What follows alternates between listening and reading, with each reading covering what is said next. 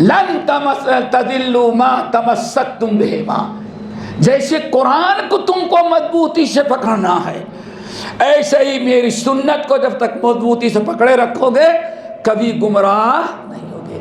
امام دارمی رحمۃ اللہ علیہ نقل کرتے ہیں عمر بن الخطاب نے کہا کہ گمراہی کا سب سے پہلا دروازہ یہ ہے کہ صرف کتاب اللہ کو پر عمل کیا جائے، سنت رسول کو نظر انداز کر دیا۔ کہا کیوں؟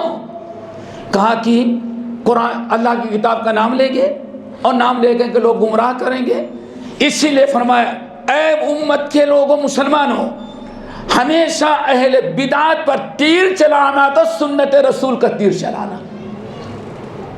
کیوں؟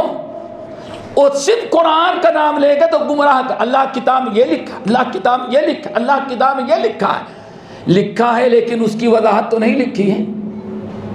جیسے مثال کے طور پر ابھی پرسوں کی بات ہے، آج فرائیڈے تھا نا، یہ جمعرات بدھ کی بات ہے، ایک صاحب کہنے لگے بھائی ہم تو صرف جمعہ پڑھ لیتے ہیں، باقی نماز میں بہت بزی رہتے ہیں، نہیں پڑھتے۔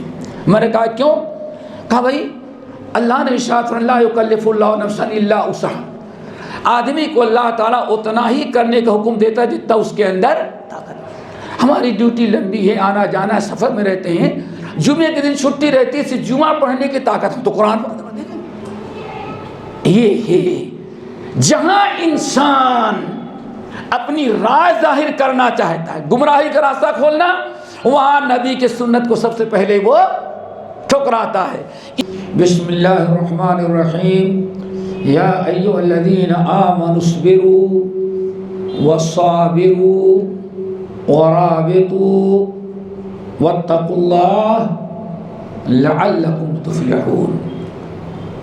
محترم حضرات، دینی بھائیو، دوستو، اسلامی ماؤں اور بہنوں، ہم نے آپ حضرات کے سامنے سورۃ آل عمران کی آخری آیت تلاوت کی ہے، جس آیت میں اللہ تعالیٰ نے اہل ایمان کو خطاب کیا، یا ایھا الذین آمنوا، اے ایمان والو۔ پھر اس کے بعد اللہ نے 4 باتوں کا حکم دیا۔ اہل ایمان کو ایمان کا حوالہ دیتے ہوئے اللہ نے مخاطب کیا اور 4 باتوں کے عمل کرنے و پابندی کی تاکید کی، اور مقصد فرمایا تاکہ تم کامیاب ہو جاؤ۔ یعنی اہل ایمان کی دنیا اور آخرت میں کامیابی کے لیے 4 باتوں کا اللہ نے حکم دیا ہے اس آیت میں۔ آج انشاءاللہ وہی 4 باتیں اختصار کے ساتھ ہم آپ حضرات کے سامنے پیش کریں گے۔ دعا کرو کہ اللہ ہم سب کو سننے کے ساتھ عمل کی توفیق نصیب فرمائے، اور اللہ رب العالمین ہم تمام حضرات کو اس بشارت کا مستحق بنائے جس کو جس کے متعلق اللہ نے فرمایا اور نبی علیہ السلام کو حکم دیا، فبشر عباد الذین یستمعون القول فیتبعون احسنہ۔ اے ہمارے نبی، آپ ہمارے ان بندوں کو خوشخبری سنا دیں۔ فبشر عباد، اللہ رب العالمین نبی کو مکلف کر رہا ہے کہ نبی اپنی زبان مبارک سے میرا یہ پیغام پہنچائیں اور اہل ایمان کو خوشخبری دیں۔ کون سے بندے؟ الذین یستمعون القول، جو باتیں ہماری غور سے سنتے ہیں۔ ایک ہے سمع، قرآن پاک میں کہ قد سمع اللہ قول التی تجادلک فی زوجہا وتشتکی الی اللہ۔ 28ویں پارے کے اللہ نے ابتدا ہی نے کی ہے سمع سے۔ اس کے علاوہ اور قرآن میں دوسرے مقامات پر ہے۔ تو سمع کہتے ہیں سننا، چلتے پھرتے بات کوئی کر رہا ہے جب بھی آپ نے سنا۔ اور ایک ہے استمع، یعنی اسی سمع میں ایک تو سین میم عین ہے، اسی میں 2 لفظ اور بڑھا دیں۔ ابتدا میں الف پڑھا دے حمزہ اور بیچ میں تا، استمع کیا ہو گیا؟ وہی سمع، لیکن عربی گرامر سے الفاظ زیادہ کر دے، اب معنی بدل جاتا ہے، چونکہ عربی قواعد کا ایک دستور ہے کہ زیادت الحروف تدل علی زیادت معنی، جس جملے میں جتنے زیادہ حرف ہوں گے اتنا ہی اس کا معنی بڑا ہو جاتا ہے۔ تو یہاں اللہ تعالیٰ نے استماع، فبشر عباد الذین یستمعون، یسمعون نہیں بلکہ یستمعون، یستمعون کے معنی آتے ہیں خوب توجہ سے دل لگا کر کے غور سے سننا، عام سننا نہیں ہوتا، چلتے پھرتے سن لیا، اذان کی آواز آئی سن لیا، گاڑی والا ہارن مارا سن لیا، ٹرین گزر رہی سیٹی بجائی سن لیا، اور ایک ہے کسی چیز کے سننے کا انتظار کرنا، اس کو کہتے ہیں استماع۔ وَإِذَا قُرِئَ الْقُرْآنُ فَاسْتَمِعُوا لَهُ وَأَنصِتُوا۔ تو رب العالمین نے فرمایا فَبَشِّرْ عِبَادِ، ہمارے نبی آپ میرے ان بندوں کو بشارت سنائیں، الذین یستمعون القول، جو خوب توجہ سے ہماری باتیں، نصیحت کی باتیں سنتے ہیں اور فیتبعون احسنہ، پھر اس کی اتباع کرتے ہیں۔ توجہ سے سننا دل لگا کر کے اور پھر اس پر عمل کرنا۔ آپ ایسی میرے بندوں کو بشارت سنائیں جو اس طرح سے سنتے کہ یہی ہیں جن کی اللہ نے ہدایت دی ہے اور یہی ہیں جو کامیاب ہوں گے۔ تو میرے بھائیو، ہمیں خوب توجہ سے غور سے سننا چاہیے۔ یہ چار باتیں اس آیت میں اللہ نے بیان کی ہیں اور چاروں کو حکم دیا ہے۔ اللہ نے فرمایا یا ایھا الذین آمنوا، اے ایمان والو، ایمان والوں کو مخاطب کیا، ایمان والو اب چار باتیں تم قبول کرو، اس پر عمل کرو۔ وہ چار باتیں کیا ہیں؟ اللہ نے فرمایا یا ایھا الذین آمنوا اصبروا، سب سے پہلے اصبروا یعنی تم صبر کرو۔ دوسرا وصابروا، صرف اکیلے ہی نہیں بلکہ دوستوں کو بھی، اپنے اہل ویال کو، ساتھیوں کو بھی صبر کرنے کی تاکید کریں۔ یا آمنوا اصبروا وصابروا۔ نمبر 3 ورابطوا، اور رابطو ربط کہتے ہیں کسی چیز کو باندھ دینا، کسی چیز کو باندھ دینا۔ ورابطو، اور آپس میں ایک دوسرے کے ساتھ بندھے رہو، جڑے رہو، یعنی الفت سے، محبت سے، عقیدے سے، منہج کے ساتھ اپنے آدمیوں سے اتنا کس کر کے جڑے رہو گویا کہ ایک دوسرے کو باندھ دیا گیا ہو۔ آدمی کب باندھتا ہے؟ ماشاءاللہ پرانے زمانے میں دیکھتے، اب تو نہیں، سب ریڈی میں ڈاٹا دیکھتے ہوں گے پہلے، کہ آپ دکان سے اگر 25 کلو چاول خریدے تو بوریے میں دیتا تھا، تو کیا کرتے تھے؟ رسی سے باندھ دیتے تاکہ ایک چاول گر نہ سکے۔ اس کو کہتے ہیں ربط، یعنی آپس میں ایک دوسرے کے ساتھ بندھے رہو۔ کیوں؟ اگر تم نہیں بندھے رہو تو شیطان بیچ میں آ جائے گا۔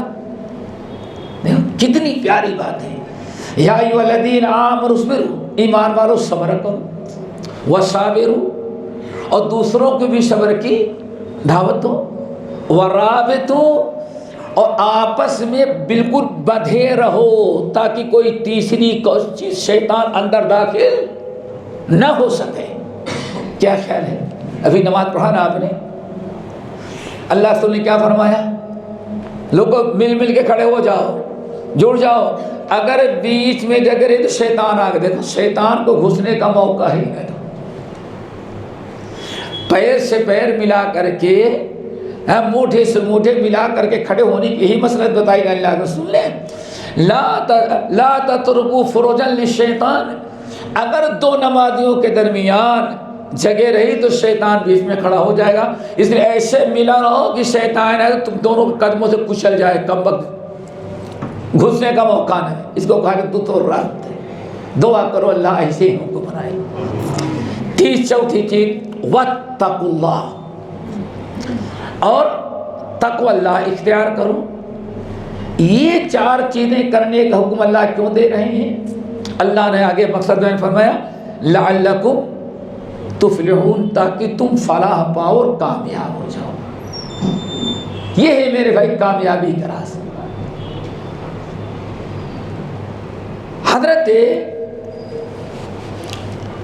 امام اوزاعی رحمۃ اللہ علیہ بہت بڑے عالم گزرے ہوئے ہیں، اور کہا جاتا ہے اپنے وقت میں بعض سلف کہا کرتے تھے اگر ہمارے ہاتھ میں پاور ہوتا تو اس وقت پوری دنیا کا قائد ہم کس کو مقرر کرتے؟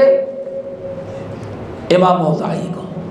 اور بڑی کمال کی بات ہے یہ ہندوستانی تھے. کون تھے یہ؟ ہندوستانی تھے امام اوزاعی. ان کے دادا پردادا کبھی ہجرت کر کے وقت چلے گئے تھے عرب، اپنا کاروبار کرتے تھے، وہاں پیدا ہوئے ہیں. اصلاً تھے ہمارے ہندوستان کے، اور بعد میں آباد کا ہوئے کہاں؟ عرب میں. تیسرے نسلاً یہ ہندوستانی تھے. امام اوزاعی اپنے وقت کے امام کہتے ہیں کان یقال ہمارے بڑوں کو ان سے بڑے تابعین، ان سے بڑے صحابہ کہتے ہیں کان یقال، ہمارے بڑے لوگ تو کہا کرتے تھے کہ پوری دنیا میں نبی علیہ السلام کے جانے کے بعد جو اصحاب رسول نے پوری دنیا پر غلبہ کیا، ان کے اندر 5 باتیں پائی جاتی تھی، انہیں 5 باتوں کی برکت سے.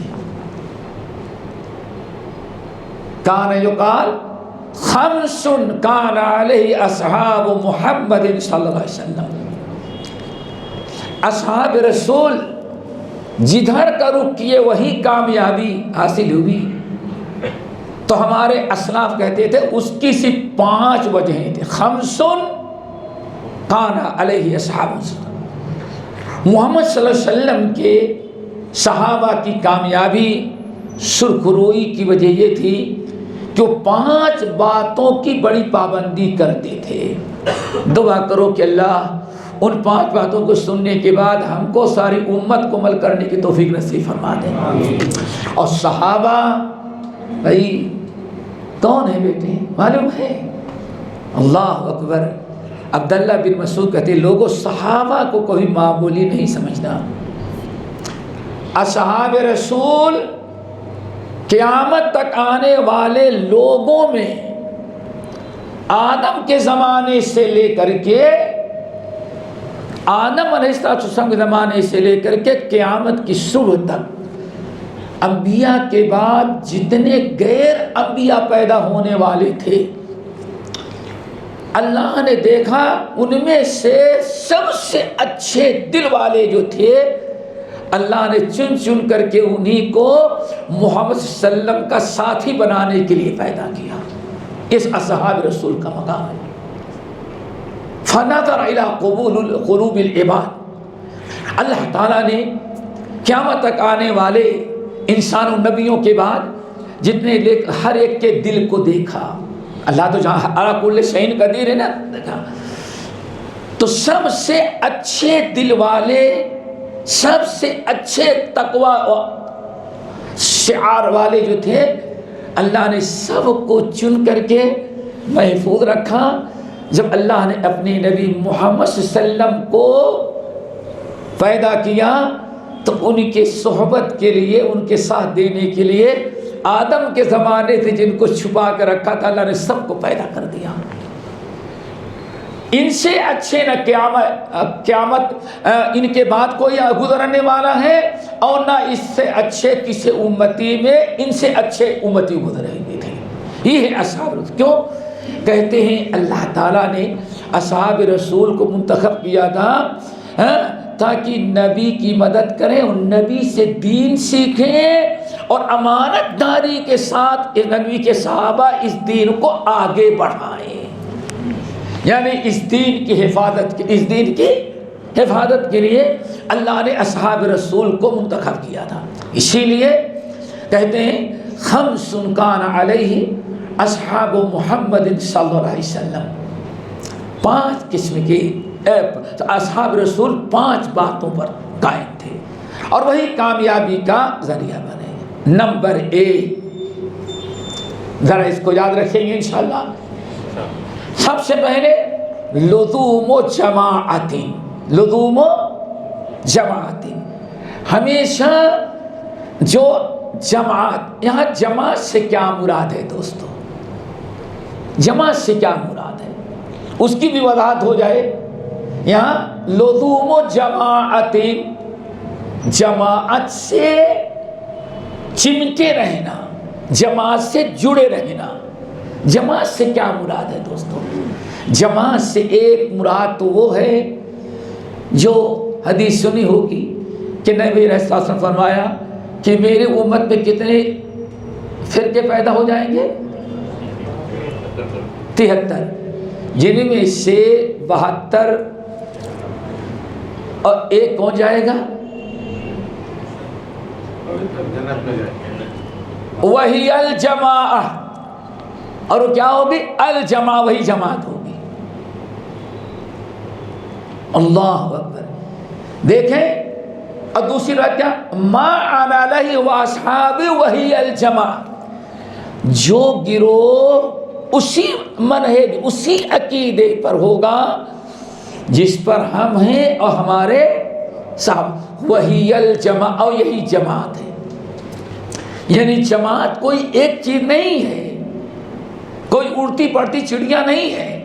جماعت سے سب سے پہلے جماعت کون ہے؟ جو اللہ کے نبی نے جن کی تعلیم اور تربیت کر کے جماعت بنائی تھی، جن کو اصحاب رسول کا، وہ جماعت ہے. اس لیے آپ نے ارشاد فرمایا وہ جماعت جو اس جماعت سے جڑی ہوگی وہی جماعت ہوگی، باقی جو ہوں گے گمراہی کے راستے پر ہوں گے. اور یہی وہ جماعت ہے جس کا تذکرہ کرتے ہوئے اللہ تعالیٰ نے سورۃ نساء بیان فرمایا وَمَن يُشَاقِقِ الرَّسُولَ مِن بَعْدِ مَا تَبَيَّنَ لَهُ الْهُدَىٰ وَيَتَّبِعْ غَيْرَ سَبِيلِ الْمُؤْمِنِينَ نُوَلِّهِ مَا تَوَلَّىٰ وَنُصْلِهِ جَهَنَّمَ وَسَاءَتْ مَصِيرًا. اب غور سے سنیں. وَمَن يُشَاقِقِ الرَّسُولَ، جس نے رسول کو چھوڑ دیا، رسول کے طریقے کو ترک کر دیا. وَمَن يُشَاقِقِ الرَّسُولَ، اور جس شخص نے رسول کی نافرمانی کی، وَيَتَّبِعْ غَيْرَ سَبِيلِ الْمُؤْمِنِينَ، اور مومنین کا جو راستہ تھا اس کو چھوڑ دیا. باتفاق علماء یہاں مومنین سے مراد سب سے پہلے اصحاب رسول صلی اللہ علیہ وسلم ہے. وَيَتَّبِعْ غَيْرَ سَبِيلِ الْمُؤْمِنِينَ، جب یہ قرآن نازل ہو رہا تھا تو اس وقت مومنین کون تھے؟ یہ سوچنا ہے. سمجھو پہلے جس وقت قرآن نازل ہو رہا تھا اور فرمایا جس نے رسول کی اطاعت چھوڑ کر کے غیر مومنوں کا طریقہ اختیار کیا، لازمی چیز ہے. جس وقت آیت نازل ہوئی اس وقت جو مومنین تھے انہیں کو اصحاب رسول کہا گیا. وَيَتَّبِعْ غَيْرَ سَبِيلِ الْمُؤْمِنِينَ، یہ جو شاہ اسماعیل شہید رحمت المومنین ہے، الف و لام، یہاں المومنین سے مراد کیا ہے؟ اصحاب رسول. تو طریقہ کیا ہوگا؟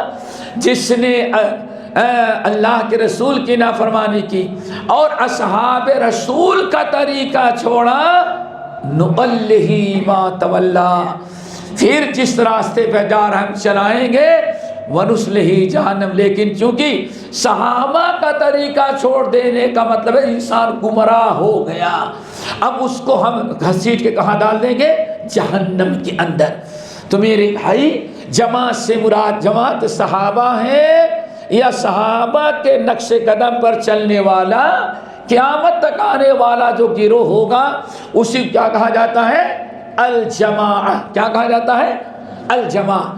تو آپ سمجھیں پہلی چیز لبوس و جماعت، عقیدے میں، منہج میں، عمل میں، گفتار میں، کردار میں اللہ کے رسول نے جو جماعت تیار کی تھی وہ یا اس کے نقش قدم پر جو چلتے رہے ان سے جڑے رہیں۔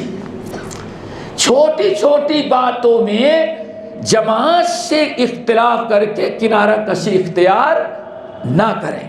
اور یہی وہ چیز ہے، اللہ اکبر، کس چیز کے متعلق اللہ کے رسول نے ارشاد فرمایا، جب یہ سبیل المومنین کو چھوڑ کر کے لزوم و جماعت یعنی جماعت کے ساتھ جڑ کر کے اس عقیدے میں، منہج میں، عمل میں، طریقے میں وہ جو صحابہ کے زمانے سے چلا آ رہا ہے اس کو جو چھوڑ دے گا اس ضلالت اور گمراہی میں چلا جائے گا۔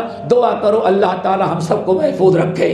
اور پھر اللہ رسول نے ارشاد فرمایا اگر اس جماعت سے کوئی چمٹا نہ رہا، کوئی جڑا نہ رہا، اختلاف کر کے الگ ہوا تو اللہ رسول نے فرمایا جب بکریاں چرواہے کے ساتھ رہتی ہیں، چرواہا ہے بکریوں کی نگرانی کر رہا ہے، اس کے بعد لاٹھی بھی ہیں، بکریاں جہاں جہاں چاہتی ہیں چرواہا بکریوں کی نگرانی کے لیے لاٹھی لے کے پیچھے پیچھے گھومتا رہتا ہے۔ اگر کوئی بھیڑیا آئے تو لاٹھی سے مقابلہ کرنے کے لیے بکریوں کی حفاظت کے لیے چرواہا موجود ہے۔ لیکن اللہ رسول نے فرمایا جو بکری چرواہے کو چھوڑ کر کے وہ الگ تھلگ چلی گئی دوسرے کنارے، بھیڑیا آیا اس کا سب کریا کرم کر دیا، نہ جان بچی نہ اس کی عزت بچی، سب ختم کر دیا۔ کیا مطلب؟ جو جماعت کو چھوڑ کر کے انفرادی زندگی گزارنے لگتا ہے اب شیطان اس کو نہایت آسانی سے کھینچ لیتا ہے۔ اب اس کو کسی شیطان کی دعوت دینے والے، کبھی صحابہ کو گالی دینے والوں سے جوڑ دے گا، کبھی وحدت الوجود کی دعوت دینے والوں سے جوڑ دے گا، پتہ نہیں کس سے جوڑ دے گا۔ کیوں؟ اب شیطان رحمان کے راستے پر چلنے والوں کو سے ہٹا کر کے شیطان کے راستے پر چلنے والوں کو جوڑ دیتا ہے۔ اس لیے آپ نے فرمایا ایک آدمی اکیلا ہے تو شیطان جلدی قابو پا لیتا ہے، اور اگر دو ہیں تو شیطان سے کچھ بچنے کا چانس ہے۔ کیوں؟ آپ دونوں ساتھی ہیں، ایک کمرے میں سوتے ہیں، اگر شیطان کبھی ان کو فجر میں سلا دیا کیا خیال ہے؟ شیطان نم علیک لیلن طویل، سو جاؤ، ابھی تو آدھے گھنٹے کے بعد اذان ہوگی، سو جاؤ۔ جیسے بچہ جگے تو تھپکیاں دے کر کے ماں بچے کو سلاتی ہیں، کم وقت شیطان ایسے لم علیک لیلن، ارے اور آرام کر لو، ابھی رات باقی ہے، ایک گھنٹے اذان میں باقی ہے، پھر گھنٹے کے بعد امام صاحب مؤذن اذان 20 منٹ کے بعد جماعت ہوتی ہے، ابھی تو پوری خوب پیر دبایا، خوب ماشاءاللہ، یہ اللہ کے اوپر تھپکیاں دے دے کے سو۔ دیکھیں شیطان کیوں اکیلا سو رہا ہے، اور اب نیند کب کھلایا؟ جب جماعت ختم ہو گئی تب۔ اور اگر شیطان اور رہا تو اللہ رسول فرماتے ہیں اس کو خوب سلایا، خوب سلایا، جب فجر کا وقت ختم ہو گیا تو رات بھر اپنا پیشاب روک رکھا تھا اس سونے والے کے منہ پیشاب کر کے چلا گیا۔ یہ ہے عالم، یہ ہے عالم۔ لیکن اگر یہ جڑے ہوئے ہیں، اسی کمرے میں یہ بھی رہتے ہیں، ان کو شیطان نے محنت کر کے سلایا اور یہ شیطان سے بچے ہوئے تھے، اذان جب مجھے دھکے دے کر کے ان کو اٹھایا، شیطان نے جتنی محنت کیا تھا ساتھی نے برباد کر دیا۔ اور اگر 3 ساتھی ہیں تو شیطان اس سے بھی زیادہ کمزور ہوتا ہے۔ جتنے دوست احباب دیندار ساتھی زیادہ ہوں گے اتنا ہی شیطان کے شر سے وہ محفوظ، لیکن جب اکیلا ہے تو شیطان کے شر سے بچنا بہت ہی ناممکن ہے۔ تو میرے بھائی یہ بات بڑی لمبی ہم جانا نہیں چاہتے۔ پہلی چیز صحابہ لزوم جماعت، جماعتی زندگی گزاریں، ان لوگوں کے ساتھ رہیں جن کا عقیدہ، جن کا مرحلہ، جن کی فکر، جن کی سوچ کتاب و سنت کے مطابق ہو اور جو صحابہ کے نقش قدم پر چل رہے ہوں۔ لیکن آج ہمارے اندر سب سے بڑا کامیاب ہوتا ہے جو صحابہ کو برا بھلا کہے، نئی نئی باتیں نکالے، نئے نیا فلسفہ پیش کرے۔ ہاں، یہ نئی تحقیق آئی ہوئی ہے۔ اب اللہ اکبر، ساری چیزیں ختم کر کے کیا کہیں گے؟ بھائی کیسا بھی ہو لیکن بات تو بڑی تحقیق کی کر رہا ہے۔ تحقیق یہ نہیں ہے کہ جس پر امت کا اجماع ہو اس کے خلاف کوئی جائے تو شیطانی راہ ہے۔ وَمَن يَتَّبِعْ غَيْرَ سَبِيلِ الْمُؤْمِنِينَ نُوَلِّهِ مَا وَتَوَلَّى وَنُصْلِهِ جَهَنَّمَ وَسَاءَتْ مَصِيرًا۔ بہرحال پھر کسی اور موقع پہ انشاءاللہ۔ نمبر 2 میرے بھائی، پہلی چیز تو سمجھ گئے لزوم و جماعت۔ نمبر 2 وَاتِّبَاعُ السُّنَّةِ، وَاتِّبَاعُ ہمیشہ صحابہ جو کوشش کرتے رہے اتباع سنت کی، دوستوں اتباع سنت، سنت کی اتباع۔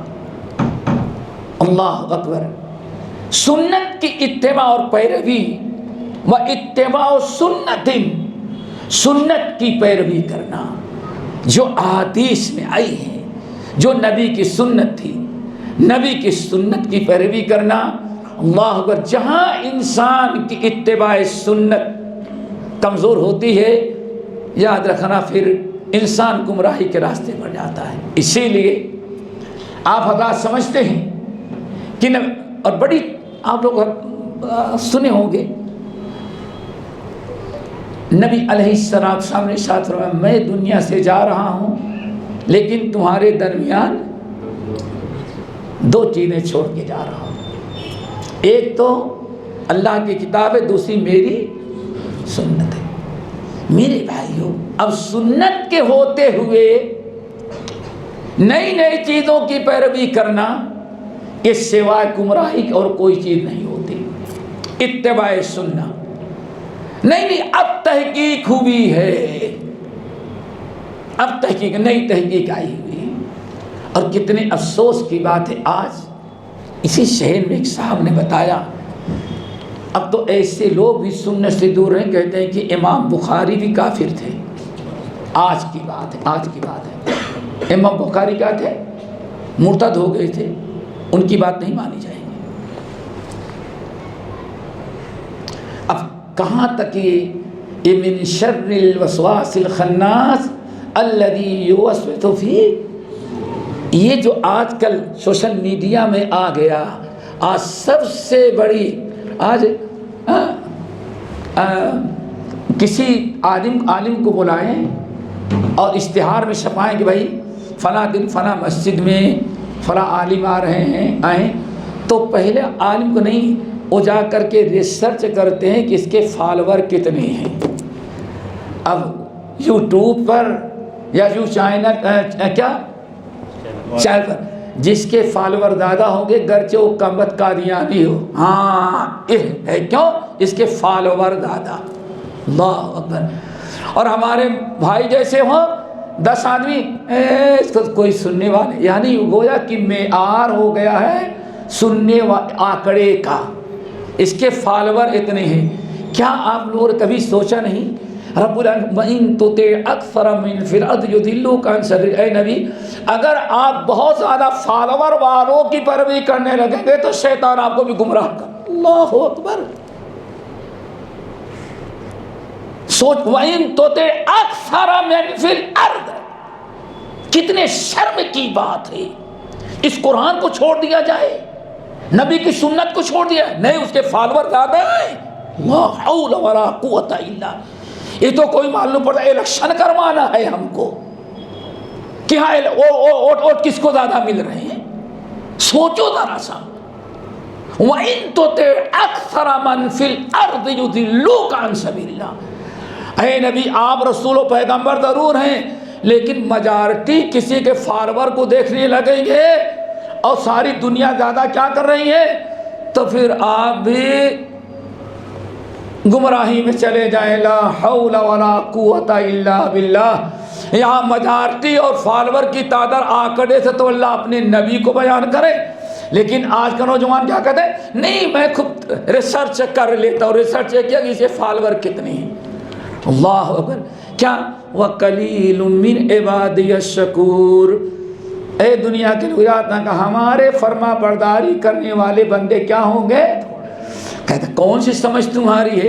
اللہ رسول فرمایا 73 فرقے میں 72 گمراہی پہ ہوں گے. ایک چھوٹا سا فرقہ. نبی تو آنکڑا نہ دیکھے کہ ہاں آنکڑا دیکھنے ماننے والے کس کے زیادہ ہیں. اس سے بڑا انحراف اور کیا ہو سکتا ہے. صرف اسی ایک حدیث پر غور کرو کہ ہونا یہ چاہیے تھا کہ 72 میں 73 میں 72 کہاں جاتے؟ کیوں میجارٹی تو ان کی ہے. لیکن اللہ نے کیا فرمایا؟ نہیں، وہ سب گمراہی پر ہوں گے. چھوٹی سی جماعت ہوگی وہی جو ہوگی حق پر ہوگی. اب آپ بتائیں حق اور باطل کا معیار کتاب و سنت پر ہے، نہ یہ کہ ہاں آنکڑے اور میجارٹی کو دیکھی جائے. قلیل من عبادی الشکور. تھوڑے ہی بندے میرے شکر گزار ہوں گے. تو میرے بھائی اتباع سنت کا خیال رکھیں. بات سمجھ آ رہی نا؟ وَلُزُومُ جَمَاعَةٍ وَاتِّبَاعُ سُنَّةٍ. صحابہ کرام سنت پر عمل کرتے تھے. بڑی عجیب سے بات ہے واللہ. جنگ احد کے موقع پر ذرا سوچیں، جنگ احد کے موقع پر حضرت انس بن مالک رضی اللہ تعالیٰ عنہ کہتے ہیں ایسے گزر رہے تھے ہمارے چاچا گزر رہے تھے تو دیکھا کچھ لوگ بیٹھے ہوئے ہیں. چونکہ جنگ بہت بڑی عجیب غریب جنگ تھی. کسی نے افواہ اڑا دیا کہ محمد صلی اللہ علیہ وسلم کو شہید کر دیا گیا. اب اتنے تو سارے لوگ خدمت کتنے لوگ ہار گئے. جب نبی ہی نہیں رکھ تو لڑے کس کے لیے؟ کہتے ہمارے چچا انس بن نضر گزر رہے تھے. ہمارے چچا ایک صحابی بیٹھے ہوئے. کیوں بیٹھے ہو؟ کہا کیا بتائیں نبی علیہ السلام کو شہید کر دیا گیا تو ہم کیا کریں، کس کے لیے لڑے. واللہ انہوں نے بتایا کہا کہ اللہ کے بندے نبی شہید کر دیے گئے تو کیا کریں، ہم کافروں سے لڑنا چھوڑ دیں گے؟ اللہ تعالیٰ ایسا کیوں نہیں کرتی؟ جس چیز کے نشر و اشاعت کے لیے، جس دعوت کی نشر و اشاعت کے لیے نبی کو شہید کر دیا گیا، حق تو یہ کہ اسی دین کی سربلندی کے لیے ہم بھی شہید کر دیے جائیں. کیا مطلب تھا؟ ہم نبی کے لیے نہیں لڑ رہے بلکہ جو نبی دین لے کر کے آئے تھے اس کی نشر اشاعت کے لیے ہمیں لڑنا ہے. بلکہ اب تو اور ہمیں فکر ہونی چاہیے کہ اگر نبی شہید کر دیے گئے تو وہ چراغ دین اسلام کا بجھ نہ سکے. ہمیں اس کے لیے اور قربانی دینے کی ضرورت ہے اور ہم قربانی اور دیتے رہیں. دیکھا آپ نے؟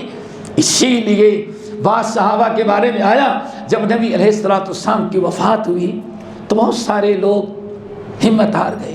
ایک صحابی ایسے بھی تھے، امام بخاری رحمۃ اللہ نقل کرتے ہیں، وہ صحابی ایسے بھی تھے کہنے لگے کہ الحمدللہ غم تو ہے، الحمدللہ. ارے نبی علیہ السلام کی انتقال الحمدللہ کہا دل تو بہت غم زدہ ہے لیکن ایک اعتبار سے میں بہت خوش نصیب سمجھ رہا ہوں کہ نبی گئے اور ہم زندہ ہوئے. کہا ہر آدمی بڑا برا لگا. کہا وہ کیسے؟ کہا کہ نبی کے سامنے تو اطاعت ہر نبی کے امتیوں نے کیا تھا. جب تک عیسیٰ علیہ السلام تھے سارے چاہنے والوں نے عیسیٰ کی اتباع کی. جب تک موسیٰ علیہ السلام تھے سارے یہودیوں نے موسیٰ علیہ السلام اتباع کی. ہاں آج سے پہلے جتنے نبی گزرے ہیں ان میں اکثر کے امتی نبی کے جب تک تھے تب تک وہ دین پر ہے اور نبی جب چلے گئے تو نبی کے اطاعت چھوڑ کر کے شیطان کے راستے پہ آج دیکھنے کو تو سارا. لیکن ہم یہ کہتے ہیں اللہ نے ہم کو زندہ رکھا اور ہماری زندگی میں نبی شبیر چلے گئے، اس اعتبار سے میں خوش نصیب سمجھتا ہوں۔ اصدق حیا و میتا، میں دنیا والوں کو دکھلا دوں، اے دنیا والو، ہم عیسائی اور یہودی نہیں ہیں، ہم عیسیٰ اور موسیٰ ابراہیم کی امتی نہیں ہیں، ہم مسلم کے امتی ہیں، اور مسلم کے امتیوں کا کمال ہے جیسے زندگی میں ان کے فرما بردار رہتے ہیں، دنیا کے جانے کے بعد بھی ویسے ہی ان کے وفادار ہوتے ہیں۔ یہ ہے میرے بھائی اتباع سنت۔ اسی لیے صحابی نے کہا ہم دنیا والوں کو بتا دیں کہ نبی کے چاہنے والے جو مسلم کے، ان نبی کے سامنے بھی نبی کی فرما برداری کرتے ہیں، اور نبی کے دنیا سے جانے کے بعد بھی جو دین لے کر کے اس دین پر عمل کرتے ہیں، اور اس دین کو دنیا والوں کے سامنے ہم پیش کرتے ہیں۔ یہ ہے اتباع سنت۔ دعا کرو اللہ تعالیٰ یہ چیز نصیب کر دے، نبی کی سنت۔ آج نبی کی سنت کو کتنا ترک کر دے۔ اور یاد رکھو اللہ نے کیا فرمایا تھا کہ میں دو چیزیں چھوڑ کے جا رہا ہوں، ایک تو اللہ کی کتاب، دوسرے پتہ چل گیا صرف قرآن کو پڑھیں گے، قرآن پر حدیث کو چھوڑ دیں گے جب بھی گمراہ ہوں گے۔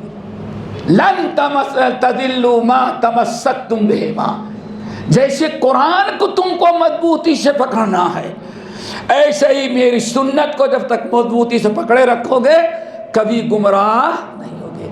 امام دارمی رحمۃ اللہ علیہ نقل کرتے ہیں عمر بن الخطاب نے کہا کہ گمراہی کا سب سے پہلا دروازہ یہ ہے کہ صرف کتاب اللہ کو پر عمل کیا جائے، سنت رسول کو نظر انداز کر دیا۔ کہا کیوں؟ کہا کہ قرآن اللہ کی کتاب کا نام لیں گے اور نام لے کر کے لوگ گمراہ کریں گے، اسی لیے فرمایا اے امت کے لوگوں مسلمانوں، ہمیشہ اہل بدعات پر تیر چلانا تو سنت رسول کا تیر چلانا۔ کیوں؟ اور صرف قرآن کا نام لے گا تو گمراہ کا، اللہ کتاب میں یہ لکھا، اللہ کتاب میں یہ لکھا، اللہ کتاب میں یہ لکھا ہے لیکن اس کی وضاحت تو نہیں لکھی ہے۔ جیسے مثال کے طور پر ابھی پرسوں کی بات ہے، آج فرائیڈے تھا نا، یہ جمعرات بدھ کی بات ہے، ایک صاحب کہنے لگے بھائی ہم تو صرف جمعہ پڑھ لیتے ہیں، باقی نماز میں بہت بزی رہتے ہیں، نہیں پڑھتے۔ میں نے کہا کیوں؟ کہا بھائی اللہ نے ارشاد فرمایا لا یکلف اللہ نفسا الا وسعها، آدمی کو اللہ تعالیٰ اتنا ہی کرنے کا حکم دیتا ہے جتنا اس کے اندر طاقت ہے۔ ہماری ڈیوٹی لمبی ہے، آنا جانا سفر میں رہتے ہیں، جمعے کے دن چھٹی رہتی ہے، صرف جمعہ پڑھنے کی طاقت ہے تو قرآن پڑھنے کا۔ یہ ہے جہاں انسان اپنی رائے ظاہر کرنا چاہتا ہے، گمراہی کا راستہ کھولنا، وہاں نبی کے سنت کو سب سے پہلے وہ ٹھکراتا ہے۔ اسی لیے ذرا دیکھیں سب سے پہلا فرقہ قدریہ کے بعد خوارج کا، کس کا ہے؟ خوارج کا۔ اس نے حضرت علی کو بھی کافر کہا، حضرت عائشہ کو بھی کافر کہا نا، اس نے امیر معاویہ کو بھی کافر کہا، یہاں تک کہ وہ خارجی کم بخت جس نے حضرت علی کو قتل کیا تھا، جب اس ظالم کو گرفتار کیا، گردن مارنے کی باری آئی تو ہنس رہا تھا۔ وہ کیا کر رہا تھا ذرا سوچو، اور ہاتھ میں قرآن، ہم اس پر عمل کریں، الحکم الا یہ ہے۔ اب وہ ظالم خارجی ہے، اور حضرت علی کو جب اس نے شہید کیا، گرفتار کیا گیا، اور جب حضرت علی رضی اللہ تعالیٰ عنہ کی تجہیز تکفین کے بعد فیصلہ ہوا، قاضی نے فیصلہ کیا کہ اس کی گردن ماری۔ کیوں؟ کتب علیکم القصاص، قصاص کے ساتھ فرض ہے۔ تو مورخین نقل کرتے ہیں کم وقت ہنس رہا تھا، ادھر تلوار لے کھڑا ہے جلاد اور ظالم ہنس رہا تھا۔ لوگوں نے کیوں ہنس رہا ہے؟ کہا کہ میں اسلام دنیا کے سب سے بڑے کافر کو مارنے کی توفیق اللہ نے ہم کو دی۔ سنا کہ نہیں سنا؟ وہ دجال خارجی کہتا ہے مجھے اس بات پر خوشی ہے کہ میں نے وہ کام کیا ہے جو آج تک کسی نے یہ فضیلت کسی کو نصیب نہیں۔ دنیا کا سب سے بڑا کافر جو علی تھا، اللہ نے میرے ذریعے اس کافر کو دنیا سے صفایا کروایا. ہنس رہا ہے حضرت علی کو کافر کہنے والا. کیوں؟ ان الحکم الا للہ. قرآن نے کہا ہے کہ فیصلہ صرف کس کا چلے گا؟ اللہ کا. اور علی نے فیصلہ قبول کیا دو فیصلہ کرنے والوں کا، اس لیے علی کافر ہے. کیوں؟ انہوں نے اللہ کا فیصلہ چھوڑ کا فیصلہ کیا قرآن بندوں کا فیصلہ قبول کیا. یعنی جب پنچایت بیٹھی، داستان جانتے ہوں گے، جب فیصلہ ہوا کہ بھائی ایسا کرو، نہیں بن پا رہی تو معاویہ الگ رہیں اور علی اپنا الگ ہو جائیں، بس یہ بھی کافر وہ بھی کافر، یہ ایسے کرتے. لیکن جب ماشاء اللہ فیصلہ ہوا، ایک آیت ان الحکم الا للہ، حضرت علی رضی اللہ تعالیٰ عنہ نے عبداللہ بن عباس رضی اللہ تعالیٰ عنہ کو بھیجا، جو کتاب اللہ بھی مانتے تو سنت رسول. مسئلہ سمجھ میں آیا، فیصلہ کرنے لگے. حضرت عبداللہ بن عباس نے کہا اچھا ٹھیک ہے، کیا بات ہے؟ مناظرہ ہوا. کہتے ہیں اسلام میں نبی علیہ السلام کے وفات کے بعد سب سے پہلا مناظرہ اسلام میں ہوا. مناظرہ کس نے کیا؟ حضرت عبداللہ بن عباس نے. عبداللہ بن عباس پہنچے، وہ سب اکٹھا ہوئے تو کہا کہ کیا بات ہے؟ کہا کہ ہم کافر سے کیسے مصالحت کریں؟ کہا کون کافر؟ کہا علی بڑا کافر ہے، دوسرے نمبر کا معاویہ کافر ہے، ان لوگوں نے اسی کام کیا. لا حول ولا قوت. حضرت عبداللہ بن عباس نے کہا کیوں؟ کہا کہ قرآن کہہ رہا ہے. کہا اچھا میں تم کو دلائل دوں؟ کہا کہ ہاں. اب ذرا غور سے سنیں. کہا نمبر ایک میں ان لوگوں کے پاس سے آیا ہوں جو اصحاب رسول ہیں، جو اس دنیا میں سب سے زیادہ علم رکھنے والے تھے، اور اللہ کا فضل ہے کہ تمہاری نحوست کہ تمہارے اندر کوئی صحابی نہیں ہے. اب تم بتاؤ، تم کل کے پیداوار، تم دین زیادہ سمجھتے ہو، اصحاب رسول. کسی صحابی نے نہ امیر معاویہ کو کافر قرار دیا نہ حضرت علی کو.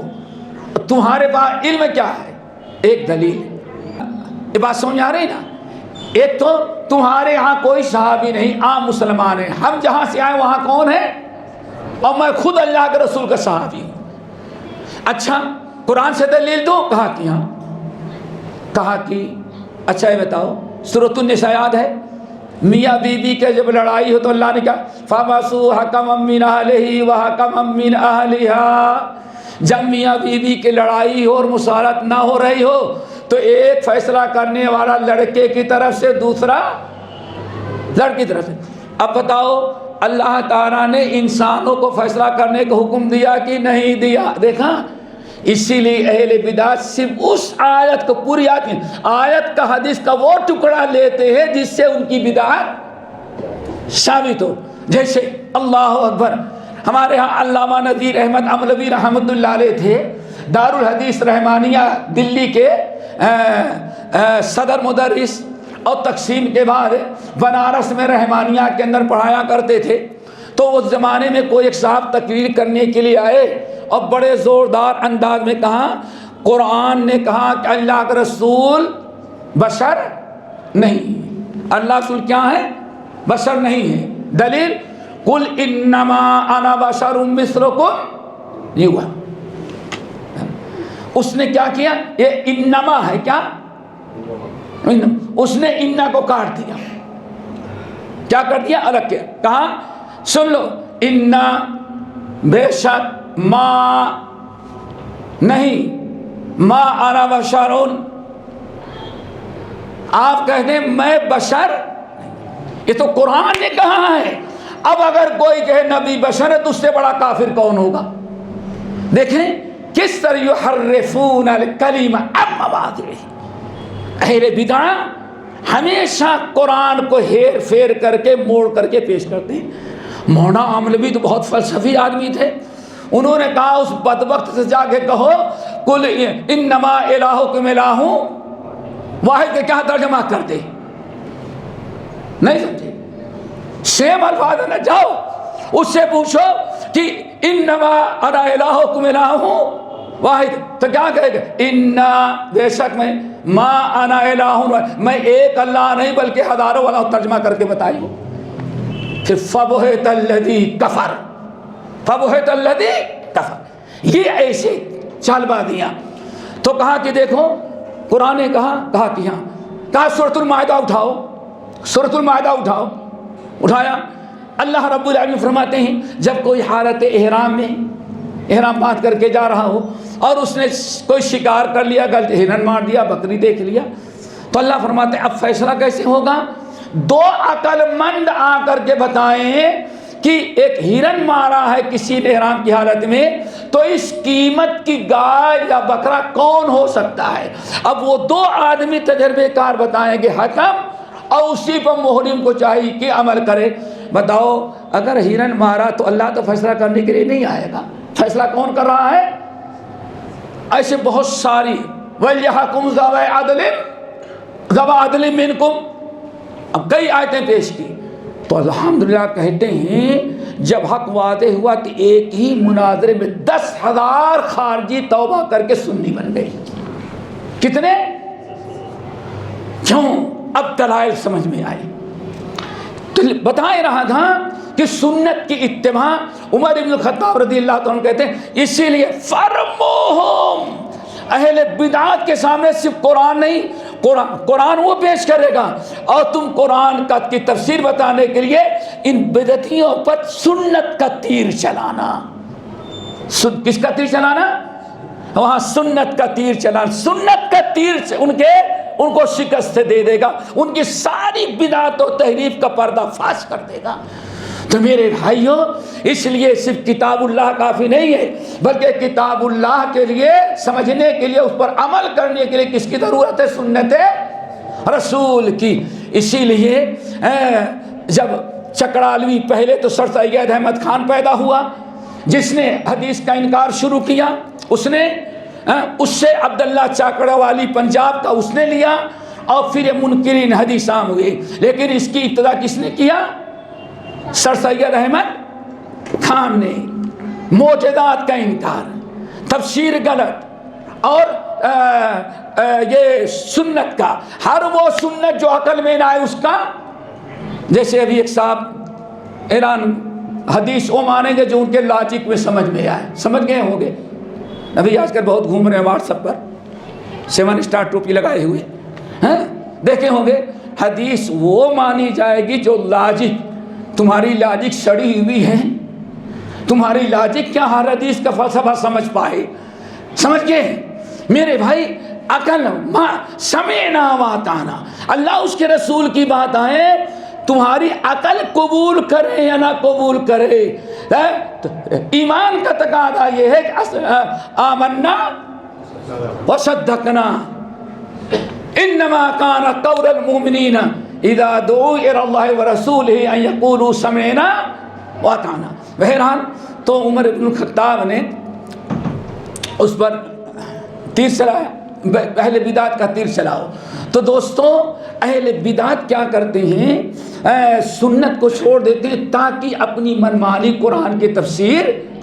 آج سے تقریباً 30 سال قبل حیدرآباد میں آئے ایک صاحب، کہنے کی ایک خان صاحب تھے بیچارے، پتہ نہیں کہاں چلے گئے. اسکوٹر لکھا ہمارے یہاں دانشوران شہر،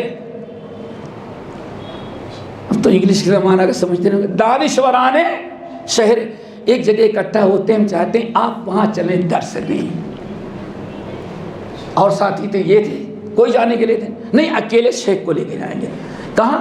دانشوران، یعنی شہر حیدرآباد اور سکندرآباد کے سب سے ٹاپ کے عقل مند لوگ جن کو کہا دانشوران شہر. گئے تو بڑا سا فلیٹ تھا، ادھر کچھ ادھر کچھ. تو جیسے پہنچے تو ہمیں کچھ اندازہ لگا، ان کے ہاں کتابیں دیکھے، کہنے لگے کہ صاحب درس دیں. یہاں سارے کوئی ان پڑھ نہیں ہے، حیدرآباد اور سکندرآباد کے دانشوران ہیں. یہ بھی کوئی دانشوران ہے؟ میں نے کہا کیا؟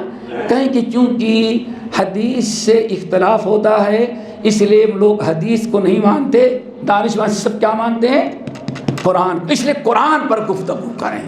میں نے کہا بہت اچھا ہے۔ میں نے کہا قرآن سے اختلاف ہوتا ہے؟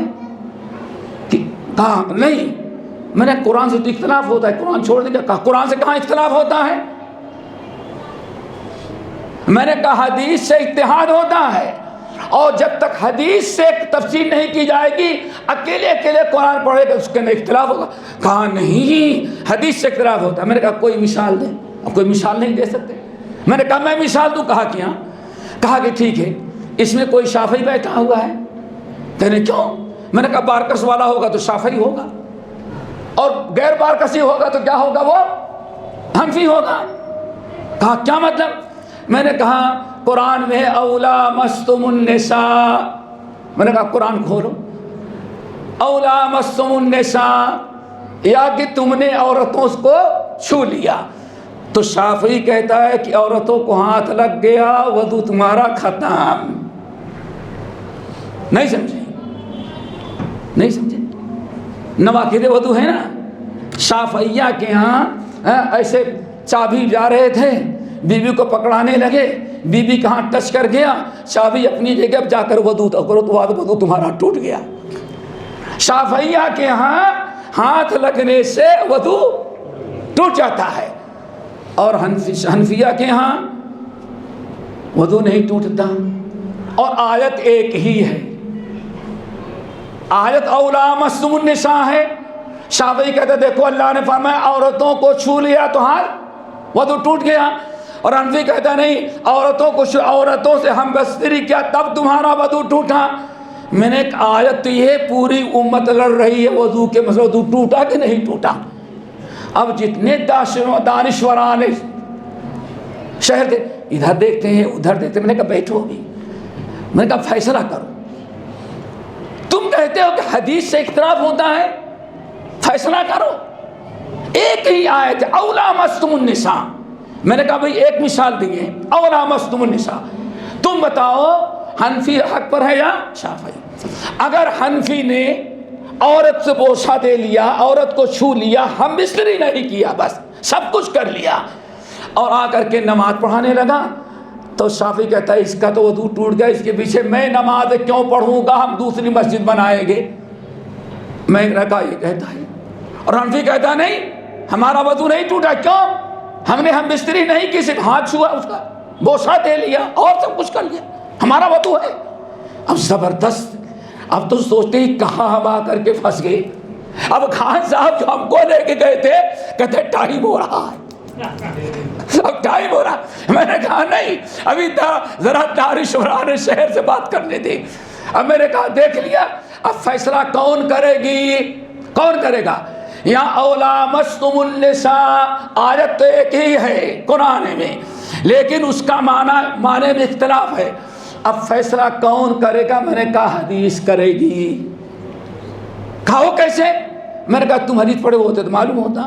نمبر 1 بخاری کی روایت، رات کا وقت ہے، نبی علیہ السلام تہجد کی نماز پڑھ رہے ہیں، ٹھیک ہے نا، اور سجدے کی جگہ تنگ ہو رہی تھی، تو نبی علیہ السلام عائشہ جب سجدہ کرنا ہوتا تو ایسے، میں نے کہا تو اللہ کے رسول کو وضو ٹوٹا کہ باقی رہا؟ حدیث فیصلہ کر رہی ہے۔ یہاں اولا مستم النساء میں شافعیہ جو کہتے ہیں ہاتھ لگانے تو وضو ٹوٹتا، یہ صحیح نہیں۔ حنفی جو کہتے ہیں اس سے مراد ہم بستری کرنا ہے، وہ مراد ہے۔ میں نے کہا دونوں کی لڑائی کس نے ختم کیا؟ محمد صلی اللہ علیہ وسلم کی عدالت حدیث نے۔ پھر میں نے کہا سنن ترمذی کی حدیث، صحابی کہتے ہیں کہ حضرت عائشہ رضی اللہ تعالیٰ نے کہا کہ نبی علیہ السلام وضو کیے، وضو کر کے مسجد میں جا رہے تھے نماز پڑھانے کے لیے، تو اللہ رسول نے قبل بعض ازواجہ، اللہ رسول کی کوئی بیوی کھڑی تھی، آپ نے اس کا بوسہ دے لیا، اس کے بعد جا کر کے مسجد میں باجماعت نماز پڑھا دی۔ یہ ترمذی حدیث ہے نا۔ میں نے کہا اب بتائیں کیا فیصلہ ہوا؟ نبی سے بوسہ دیے اور جا کر کے نماز پڑھا دیے، اس کا مطلب چھونے سے وضو نہیں ٹوٹتا۔ بہرحال جب دیکھے کہ کوئی بات نہیں بن پا رہی تو کچھ تو سمجھ گئے جو لوگ بھولے بھالے جو دانشوران گئے، لیکن دانشوران نے کیا کیا، مگر ہم اس پر سوچیں گے، لیکن ٹائم زیادہ ہو گیا ہے، بجلی کا معاملہ ہے، اس لیے مجلس برخاست۔ یہ ہے میرے بھائی، تو حدیث صرف حدیث پر کام نہیں بنتا جب تک کہ سنت رسول۔ تو صحابہ کرام کا طریقہ کیا، اتباع سنتی۔ دعا کرو توفیق نصیب ہو۔ آپ لوگ تھک گئے ہوں گے، ٹائم گھڑی بھی تیزی چل رہی ہے، بس پورا کر دیتے ہیں۔ نمبر 3، وَعِمَارَةُ مَسْجِدٍ۔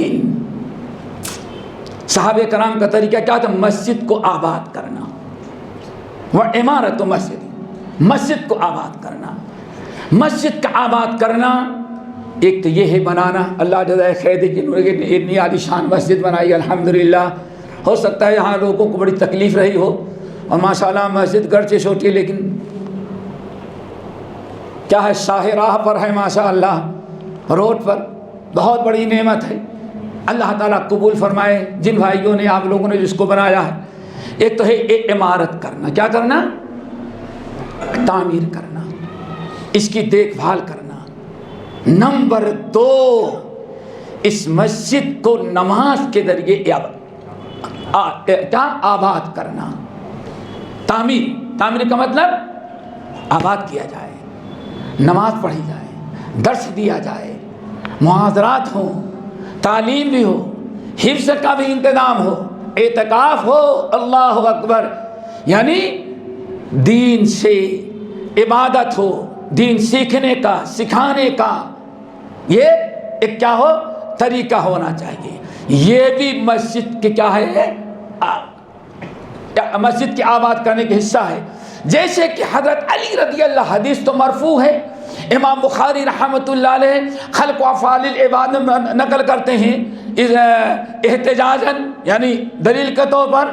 بعض اہل میں کہتے ہیں مرفوعاً تو سند کمزور ہے، لیکن موقوفاً حدیث صحیح ہے۔ کیا ہے، عامرہم مساجد و مساجدہم عامرہ، ایک ایسا زمانہ آئے گا امت پر کہ مسجدیں تو ہر چیز سے آباد ہوگی، لیکن وہی خراب من الہدی، مسجدیں ہر چیز سے دنیاوی اعتبار سے آباد ہوگی، لیکن ہدایت سے مسجدیں ویران ہوگی۔ کس سے، اللہ اکبر۔ نہ درس قرآن کا انتظام ہوگا، نہ درس حدیث کا انتظام ہوگا، ہاں ختم دینے کا بڑا انتظام ہوگا، ختم دینے کا، یہ رامی کا چندہ کرنے کا، سیاست پر بات کرنے کا، سمجھ گئے نا۔ ہاں، دنیا کہاں سے کہاں تھا، صرف روزے نماز نہیں، ہاں کیا سوچ رہے ہیں، سیاست بازی کے اڈے تو ہو جائیں گے، لیکن ہدایت کی باتوں سے مسجدیں یہ قیامت کی نشانیوں میں سے۔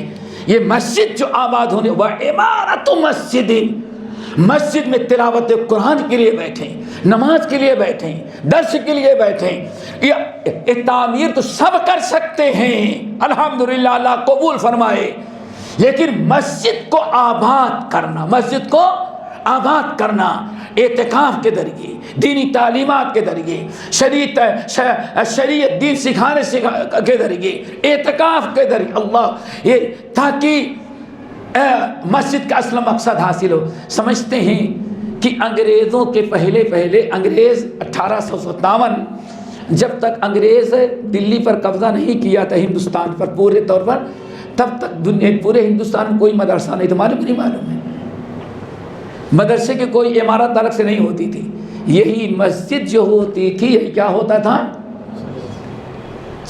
نبی علیہ السلام کے زمانے سے مسجد نماز کے لیے، مسجد اعتکاف کے لیے، جمعے کے لیے، اور مسجد سکھانے اور سیکھنے کے لیے۔ اور حیرت کی بات ہے، کیا خیال ہے بھائی، حضرت عثمان رضی اللہ تعالیٰ شہادت کے پہلے تک اسمبلی ہال، پارلیمنٹ، دارالقضاء مدینے میں سب کیا تھی، مسجد نبوی۔ کتنے فوج کی تیاری کی، کہاں کہاں فوج بھیجنا ہے، یہ سارے فیصلے کہاں ہوتے تھے، یہ ہے میرے بھائی مسجد کو آباد کرنا. دعا کرو اللہ. پھر اور میں سمجھتا ہوں الحمدللہ ثم الحمدللہ بہت خوشی ہوتی ہے جب سے اللہ رب العالمین نے اہل حدیثوں کو ذرا اللہ نے نوازا. میں سمجھتا ہوں دنیا کے اندر خصوصاً بر صغیر ہند پاک کے اندر کوئی ایسی اہل حدیث مسجد نہیں جس میں درس حدیث کا انتظام نہ ہو, درس قرآن کا انتظام نہ ہو, جس میں ناظرہ پڑھانے کا انتظام نہ ہو, جس میں عورتوں کے دین سیکھنے سکھانے کا کم سے کم خطبہ سننے کا انتظام نہ ہو. اور یہ بھی الحمدللہ ثم الحمدللہ سب سے پہلے سنت جو جاری کی ہے بر صغیر کے اندر مولانا احمد اللہ صاحب امرتسری رحمۃ اللہ علیہ تھے. کون؟ مولانا احمد اللہ امرتسری. انہوں نے مسجد مبارک بنائی تھی امرتسر کے اندر, اور اس مسجد کے اندر سب سے پہلے درس قرآن اور درس حدیث شروع کیا تھا. اور اسی مسجد کے طلاب میں سے جو وہاں سیکھنے سکھانے والے تھے انہی میں سے ایک بطور مثال کے شیخ الاسلام مولانا ثناء اللہ امرتسری رحمۃ اللہ علیہ پہلے پہلی تعلیم ان کی وہیں سے شروع ہوئی ہے. تو یہ میرے بھائی بڑی طویل داستان ہے. الحمدللہ اس چیز کو پورے بر صغیر میں اہل حدیث نے دوبارہ زندہ کیا. ہم امید رکھتے ہیں یہاں بھی امید قوی ہے کہ یہاں بھی ہوتی ہوگی, اور اس چیز کو اور ہم بڑھانے کی کوشش کریں. الحمدللہ یہ سب عمارت و مسجد و عمارت و مسجد کو تعمیر کرنا. اسی لیے اللہ تعالیٰ نے سورہ یونس کے اندر حکم دیا ہے کہ جتنے مسلمان محلے ہوں ہر مسلمان محلے میں مسجد کو ہونا ضروری ہے. بڑی خیر برکت کی چیز ہوتی ہے. دعا کرو اللہ تعالیٰ ہم سب کو مسجد میں سے جڑنے کی. حضرت سلمان فارسی رضی اللہ تعالیٰ عنہ نے اپنے منہ بولے بھائی حضرت ابو دردہ رضی اللہ تعالیٰ عنہ کے پاس ایک چٹھی لکھی اور کہا میرے بھائی میں تم کو ایک نصیحت کرتا ہوں. کیا ہے؟ مسجد سے بہت جڑ کر کے رہنا, مسجد میں جا کر کے بیٹھنا. کیوں؟ میں نے اپنے کانوں سے نبی علیہ الصلوۃ والسلام کو فرماتے ہوئے سنا المسجد بیت کل تقی, ہر دیندار کا سب سے بڑا گھر کون ہوتا ہے؟ مسجد. اللہ اکبر. مسجد میں آواز, مسجد سے جڑے رہو. اور نبی علیہ الصلوۃ والسلام کا فرمان مسند احمد بن حنبل کی روایت, جب مسجد سے انسان جڑا رہتا ہے تو بہت فوائد ہیں. کم سے کم اس حدیث میں 3 فائدے بیان کیے گئے ہیں. ٹائم میں بیان کر دوں کہ اگلے سفر میں کم سے کم 3 اس حدیث پر غور کریں. کتنی برکت کی چیز ہے دوستو. مسجد سے جڑے رہنا, مسجد سے لگے رہنا, مسجد کی تعمیر سے, مسجد کی خدمت سے. واللہ ہم نے اپنے مشائخ میں شیخ الحدیث مولانا عبید اللہ الرحمانی مبارک پوری رحمۃ اللہ علیہ کو میں نے دیکھا. ان سے جب ملنے کے لیے جاتے تو کبھی ان کے ساتھ مسجد میں جاتے ہیں تو کچھ لوگوں نے بتایا تھا شیخ الحدیث ایسے ہیں. تو اللہ ایسے شیخ الحدیث جاتے اگر سنت پڑھ لیے ہیں تو پڑھ کے فارغ ہو گئے, جماعت میں بھی انتظار کرنا ہے تو پوری مسجد میں ایسے ٹہلتے رہتے تھے. مسجد کے صحن میں ٹہلتے رہتے. کیوں؟ نیم کا درخت تھا. جب دیکھتے کہ کوئی نیم کا پتا گرا ہوا ہے تو اس کو اٹھا لیتے. کہیں اور کوئی تنکا ہوا میں آتا رہتا ہے, اٹھا لیا. اور جب سب اکٹھا ہو جاتا تو لے جا کے پھینک. مسجد کے اندر تنکا بھی اٹھانے میں جھجک محسوس نہیں کرتے تھے. کیوں؟ اللہ کے گھر کے صفائی کرنا بھی بہت بڑی نعمت ہے. سنا ہوگا حبشیہ ہے, کالی کلوٹی عورت ہے, باندی ہے, مسجد کی جھاڑو لگاتی تھی. جب انتقال کر گئی تو صحابہ کرام نے جا کر کے رات کو دفنا دیا. 1 دن 2 دن گزرے, اللہ رسول پوچھا کیا بات ہو, عورت کہاں گئی؟ یا رسول تم مر گئی. ارے تم لوگوں نے بتایا نہیں, افلا آذنتمونی. وہ جھاڑو کیا کرتی تھی بیچاری؟ بوڑھی ہو گئی تھی, کام نہیں کر سکتی تھی. تو اس کے آقا جو تھے اسے کہا کہ جاؤ تم آزاد ہو. وہ بیچاری کہاں جاتی, نہ ماں کا پتہ, نہ باپ کا پتہ, نہ اولاد ہے, نہ کچھ. وہ بیچاری سوچتی کہ اللہ کے گھر سے اچھا کیا ہوگا. صحابہ کرام کہتے ہیں اسی مسجد میں آتی, ایک کنارے سو جاتی تھی بیچاری, کالی کلوٹی بالکل حبشیہ. اور صبح جب اٹھتی تو اپنے کپڑے میں ہی ایک ایسی تھیلی بنا کے رکھ لیتی تھی, یہی باندھ لیتی تھیلی. سب مسجد میں گھومتی رہتی تھی پوری مسجد کے اندر. کوئی کچرا ملا اٹھا لیا، کوئی کاغذ اٹھایا اور جب بھر جاتا تو لے جاتی ڈال دیتی، پھر رات ہوتی تو بیچاری ایک کنارے وہیں صحن میں جا کے سو جاتی تھی۔ جب مر گئی تو لوگوں نے دفنا دیا۔ اللہ رسول فرمایا ہم کو کیوں نہیں بتایا؟ رسول انما ہی، ارے وہ کالی کلوٹی جھاڑو لگانے والی باندی لڑکی تھی، رات کا وقت ٹھنڈی تھی، بارش ہو رہی تھی، ہم لوگوں نے آپ کو اطلاع دینا گوارا نہیں سمجھا، بس ہم لوگوں نے نہلا دھلا لے جا کر کے دفنا دیا، رات کا وقت تھا۔ آنف میں کانہم تقالوہا، راوی کہتے ہیں گویا کہ لوگوں نے اس عورت کو معمولی سمجھا، جھاڑو لگانے والی تو ہے، لیکن یہ نہیں سوچا کہ کس کے گھر کا جھاڑو لگا رہی ہے، یہ نہیں سوچا۔ اللہ رسول فرمایا دلونی، اٹھو اسی وقت چلو مجھے اس کی قبر دکھاؤ۔ صحابہ کرام گئے، دیکھنا ہے اللہ سے ایک قبر ہے، نبی علیہ السلام نے ایسی دعا کی اور دعا کر کے فارغ ہوئے تو آپ نے فرمایا لوگوں اس عورت کو تم معمولی سمجھا تھا، اللہ کی قسم ان هذه القبور مملوءۃ ظلما، یہ پورے قبرستان کی قبریں تاریکی سے بھری ہوئی تھی مردوں پر، لیکن میں نے اس عورت کے حق میں ایسی دعا کی ہے کہ اس کی برکت سے پورے قبرستان کی قبروں کو اللہ تعالی نے روشنی سے بھر دیا۔ میرے اللہ کا گھر ہے، یہ اللہ کا گھر ہے۔ ہم یہ نہ دیکھیں کہ ہاں آج فراش نہیں ہے جھاڑو لگانے والا، نہیں۔ تو شیخ الحدیث کو میں نے دیکھا، دنیا کا اتنا بڑا محدث، شارح مشکات محدث، عرب اور عجم کے پورے عرب کے لوگ آئے سند حاصل کرنے کے لیے، میں نے دیکھا ایسے اٹھاتے اور لے جا کر پھینک دیتے۔ تو ایک ضرب المثل تھے کہ شیخ اس حدیث پر عمل کرتے ہیں کہ جس نے مسجد کے اندر ایک تنکا بھی اٹھایا اللہ اس کو اتنا بڑا اجر و ثواب دیتے ہیں۔ تو بھائی مسجد سے جڑے رہنا دوستو، تو بتا رہا تھا، بات ختم کرنے کے پہلے بتائیں کہ اللہ کے رسول فرماتے ہیں، مسند احمد بن حنبل کی روایت، مسجد سے جڑنے والا جو مسجد میں آتا جاتا ہے، اذان ہوئی آ گیا مسجد میں، مسجد سے جو جڑا رہتا ہے وہ 3 عظیم ترین نعمتوں سے مالا مال ہوتا ہے۔ دعا کرو اللہ نصیب کر دے سب کو۔ نمبر ایک کلمۃ حکمت، جب مسجد میں آئے گا تو درس قرآن سنے گا، خطبہ جمعہ سنے گا، درس حدیث سنے گا، امام صاحب یا کوئی عالم کوئی حدیث سناتے ہوں گے، جب بھی آئے گا تو کوئی نہ کوئی دین اور حکمت کی باتیں سیکھ کر کے جائے گا۔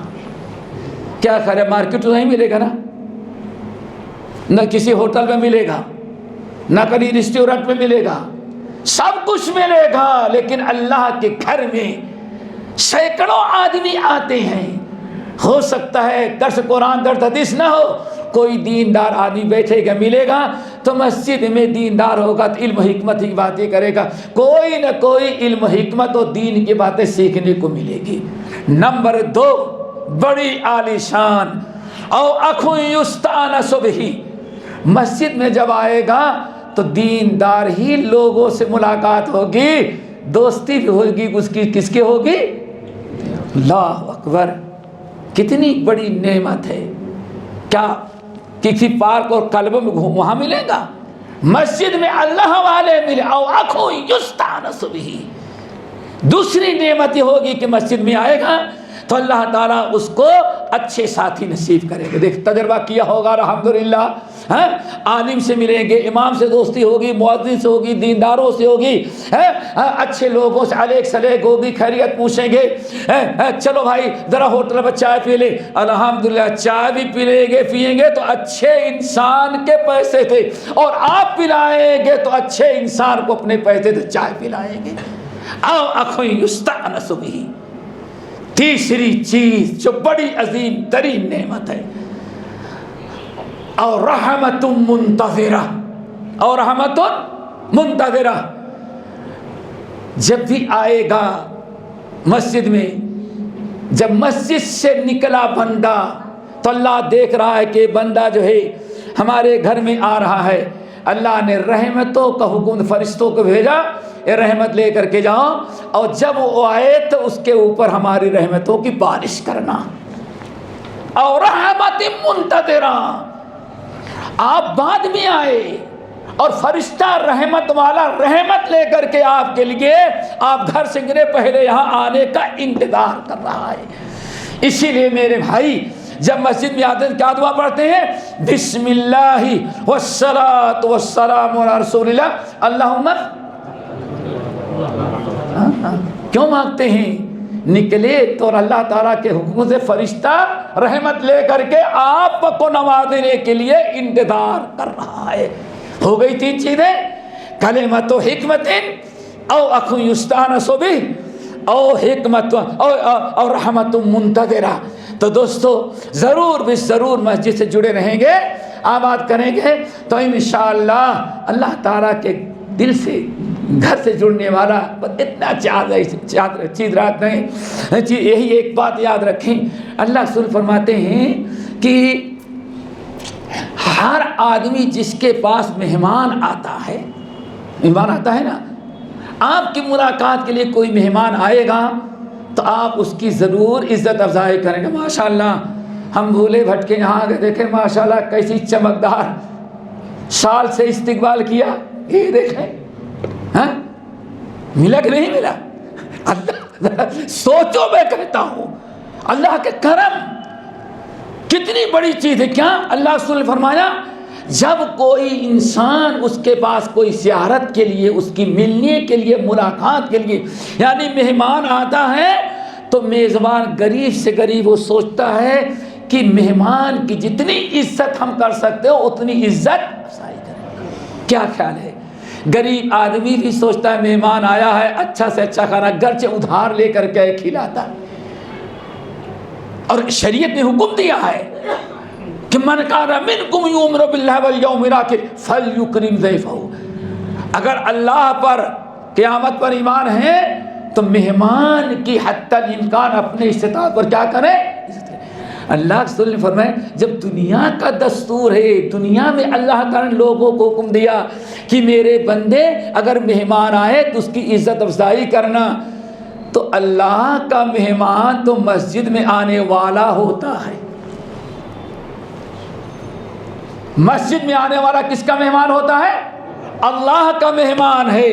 تو تم کیا سمجھتے ہو بندے تو اپنے مہمان کی عزت کریں اور رب العالمین مسجد میں آنے والا جو اللہ کا مہمان ہے اللہ تعالیٰ اس کو اس کی عزت نہیں کرے گا؟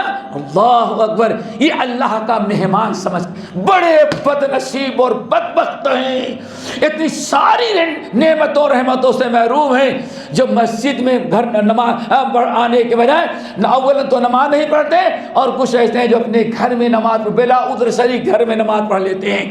اللہ کے بندو ذرا سوچو کہ مسجد میں آنے والا کس کا مہمان ہے؟ فعلی السائر ان یخرم، اللہ کے رسول فرمایا اللہ نے فرض کر رکھا ہے کہ جو زیارت کے لیے آئے گا ہم نے فرض کر رکھا ہے میں اس کی ضرور ضیافت اور عزت کروں گا۔ جس کی عزت اللہ کر لے میرے بھائی بات بڑی لمبی ہو جائے گی، اس لیے میں آگے نہیں آنا چاہتا، لیکن اتنا ہے کہ مسجد کو آباد کریں۔ کتنے ہو گئے؟ لزوم جماعت و اتباع سنت و عمارت مسجد، نمبر 4 و تلاوت قرآن، اللہ تعالیٰ کی کتاب کی تلاوت کرنا۔ کچھ بڑے سرفرے پیدا ہو گئے اس زمانے میں، سب معاملہ عقل کا آ گیا، عقل پرستی، اور اب سن کئی جگہ فتویٰ دیا بغیر معنی کے قرآن پڑھنے سے کوئی فائدہ نہیں، لا حول ولا قوت الا، سنتے ہوں گے لیکن سرفرا ہے، وہ قرآن سے بھی جاہل ہے، حدیث سے بھی جاہل ہے، اللہ اکبر، پرلے درجے کا بیوقوف انسان ہے وہ، لوگوں کو تلاوت قرآن سے روکے۔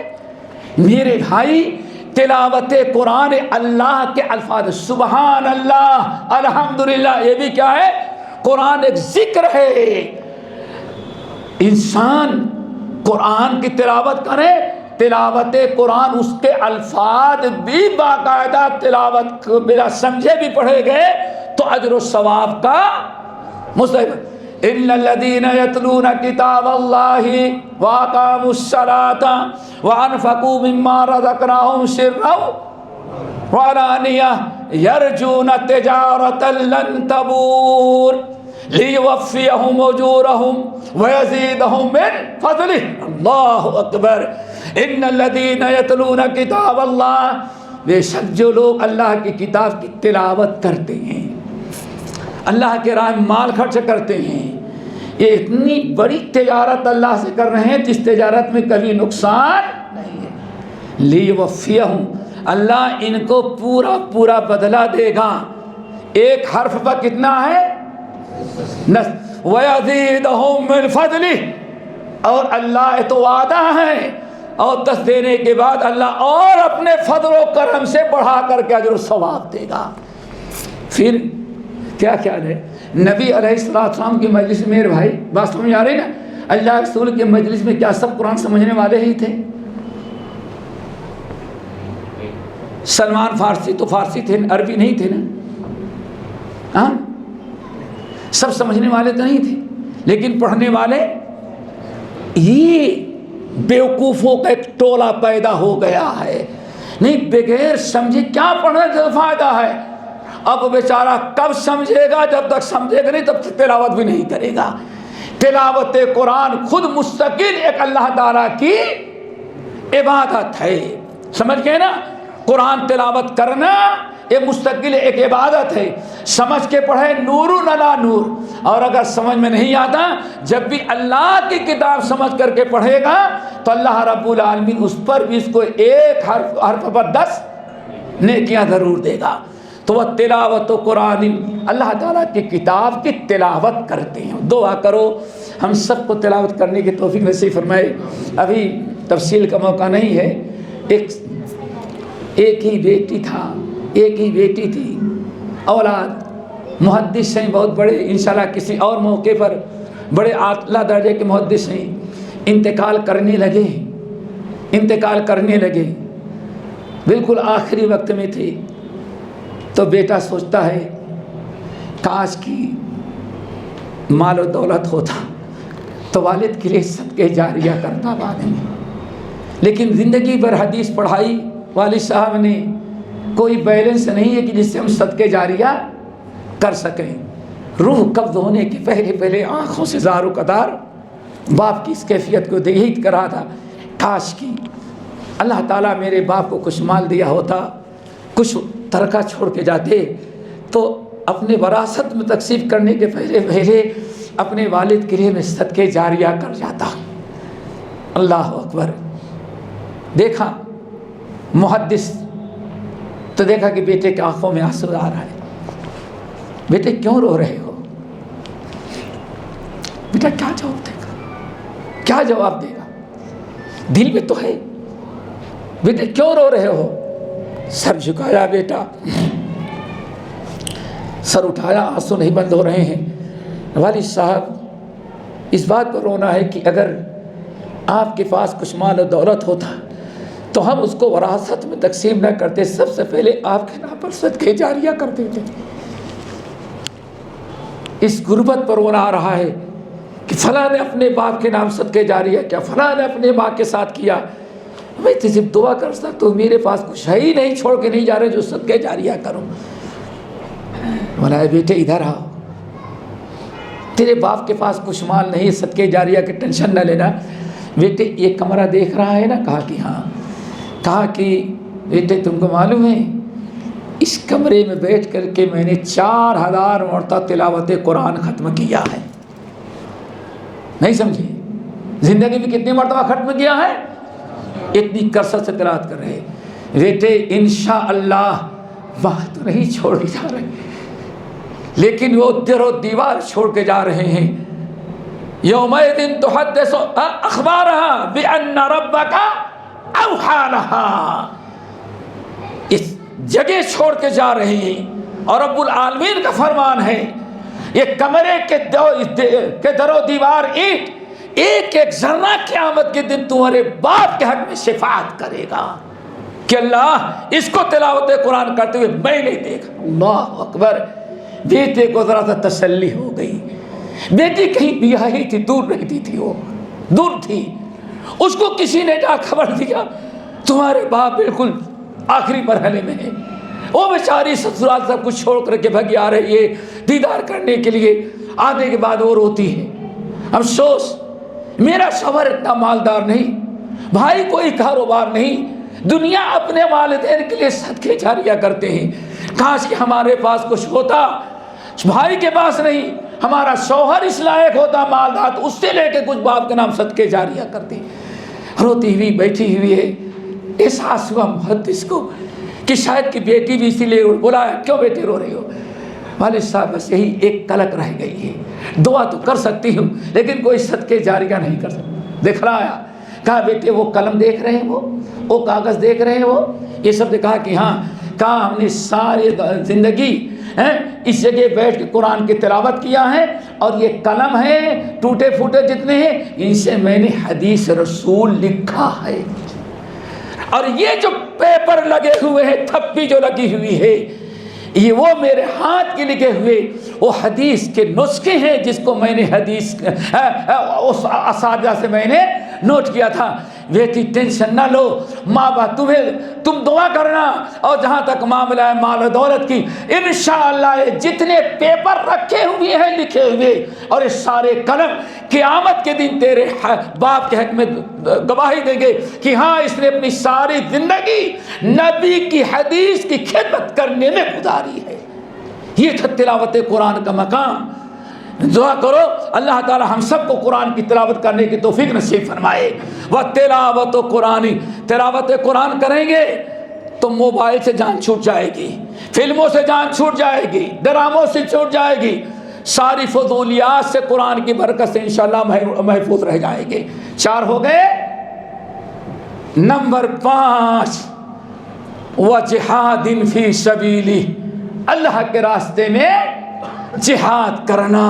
یہ 5 چیزیں تھیں۔ جہاد کے بھی کئی درجات ہیں، اور سب سے بڑا جہاد نبی علیہ السلام جو حجۃ الوداع میں اونٹنی پر سوار حضرت فضالہ بن عبید الانصاری رضی اللہ تعالیٰ عنہ کہتے ہیں، اللہ کے رسول اونٹنی پر سوار اعلان کر رہے تھے، الا اخبرکم بالمؤمن الا اخبرکم بالمسلم، میں بتاؤں کہ مومن کس کو کہتے ہیں، مسلم کس کو کہتے ہیں، کیا میں تم کو بتاؤں کہ مہاجر کس کو کہتے ہیں؟ پھر آپ نے پورا پوچھا، الا اخبرکم بالمہاجر، سب سے بڑا مجاہد، سب سے بڑا مجاہد کون ہے بتاؤ؟ صاحب نے کہا بلا یا رسول اللہ۔ آنے سب سے بڑا مجاہد تو وہ ہے جو اپنی نفس سے جہاد کر کے اپنے نفس کو شریعت کا تابع بنا لے۔ کیا خیال ہے؟ اس جہاد دشمنوں سے جہاد کا تو نعرہ بڑا لگاتے ہیں، اور اپنے نفس سے جہاد کر کے آج چہرے پر داڑھی تک نہیں آ سکی۔ آج سب سے بڑا جہاد المجاہد من جاہد نفسہ وہو فی طاعت اللہ۔ آج تک نفس سے جہاد کر کے مسلمان اپنے آپ کو سود سے نہیں بچا سکا، جھوٹ سے نہیں بچا سکا، آج تک پڑوسی کا حق نہیں ادا کر سکا۔ سب سے بڑا جہاد یہ ہے المجاہد من جاہد نفسہ وہو فی طاعت اللہ، انسان اپنے نفس کو کچل کر کے جہاد کر کے شریعت کا تابع بنائے۔ دعا کرو اللہ تعالیٰ ہم سب کو عمل کی توفیق نصیب فرمائے۔ ہمارے بہت سارے ساتھیوں گھڑی دیکھنا شروع کر دیے ہیں، ہاں اس کا مطلب کہ ہم سب اوگ گئے ہیں۔ بہرحال یا ایھا الذین آمنوا اصبروا، ایمان والو صبر کرو۔ نمبر 2 وصابروا، اور دوسرے کو بھی صبر کرنے کی، ورابطوا، آپس میں جڑے رہو، جیسے صحابہ کرام طریقہ کا پہلا ولزوم جماعت، جڑے رہو۔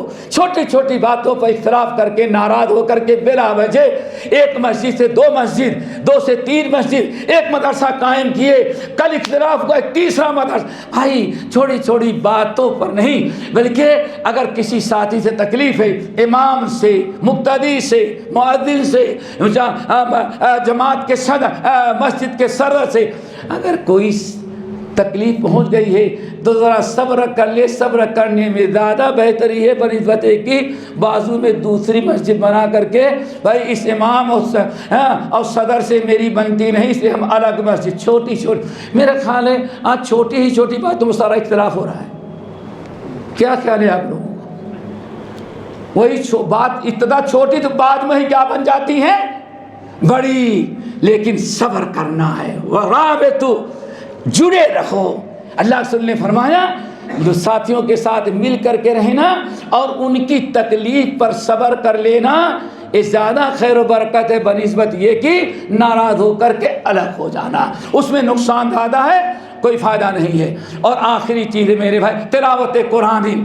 اللہ کے قرآن سے، اللہ کی کتاب کی تلاوت کرنا، عمل تو کرنا ہی ہے، کرنے کے ساتھ تلاوت کا نظام باقی رکھیں. اسلام بہت زیادہ تلاوت کیا، اگر چلتے پھرتے قرآن پڑھنا، یا کم سے کم اللہ کے رسول نے فرمایا کچھ نہیں موقع ملتا تو گھر میں سونے کے لیے آؤ مارکیٹ سے کام کر کے باہر سے، تو سونے کے پہلے چند ہی آیات سے ہی تم تلاوت کر لو. کیوں؟ اگر تم سے دن میں کاروبار میں تو بہت سارے کچھ گناہ شیطان نے کرایا ہے، اگر تلاوت قرآن کر لو گے سونے کے پہلے رات کو، تو اللہ تعالیٰ اس کی برکت سے تمہارے گناہوں کو معاف کر دے گا. اور عمارت و مسجد کو آباد کرنا اور جہاد کرنا. دعا کرو اللہ تعالیٰ ان 5 باتوں کو ہمیں اپنانے کی توفیق نصیب فرمائے.